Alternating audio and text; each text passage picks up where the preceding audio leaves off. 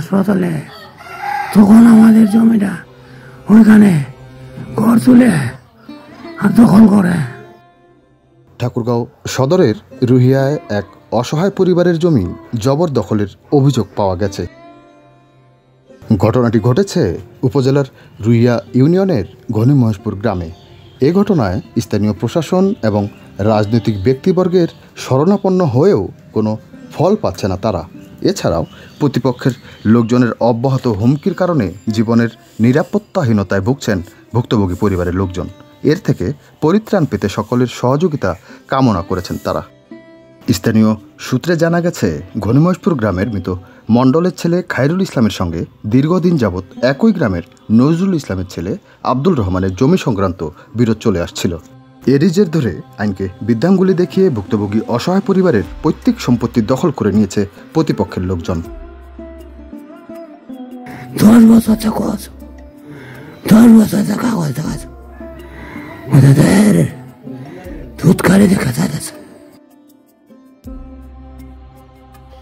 আমরা বাড়ির সদস্য 6 জন, তার মধ্যে 3 জন পুরুষ। পুরুষের মধ্যে 2 জনে পঙ্গু, বাবা ছেলে, বড় ছেলে। এর মধ্যে বাবা রংপুরের ট্রিটমেন্ট লে, আমিও রংপুরের ট্রিটমেন্ট লি। এর ফাঁকাতে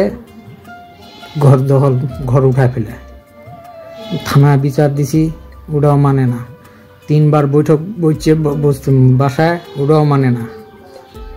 এইগুলা আমরা লোকের কাছে বিচার চাই, দেশের মানুষের কাছে, যেটা যেন সঠিক বিচার করে। জমি দখল করে লিস। আমার স্বামী, আমার বেটা অসুস্থ, আমি লোক বিচার দিছি, বিচার মানেনি। আমার ছেলে ঢাকায় ইস্কা চালায়, আমার স্বামী আর বড় বেটা তো আমার বিছনার।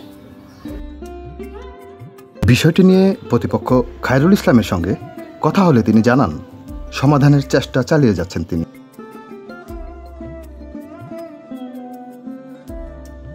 যে এখন গরিব লোক আমরা হয়েছি, এখন যদি না সাহায্য করে, এখন প্রতিবেশী যদি না সাহায্য করে একটু গরিব লোক এতে কেমন দেখায় দা। আমার মাটি এখন জবরদস্তি করে ঘর উঠায় আনাচ্ছে। রংপুর গেছি, তাই ওই সুযোগে আমার মাটিখানে ঘর উঠাইছে।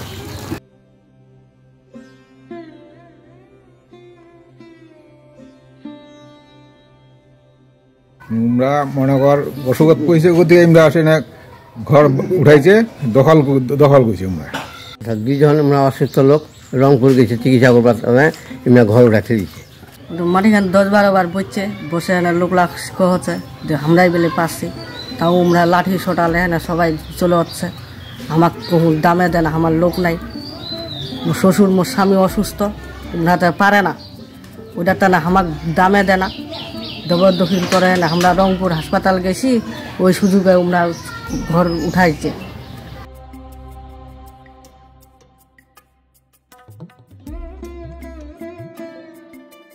শুরুতেই বিচার হয়েছে, প্রত্যেকবার এমনি পাশে মাটি খান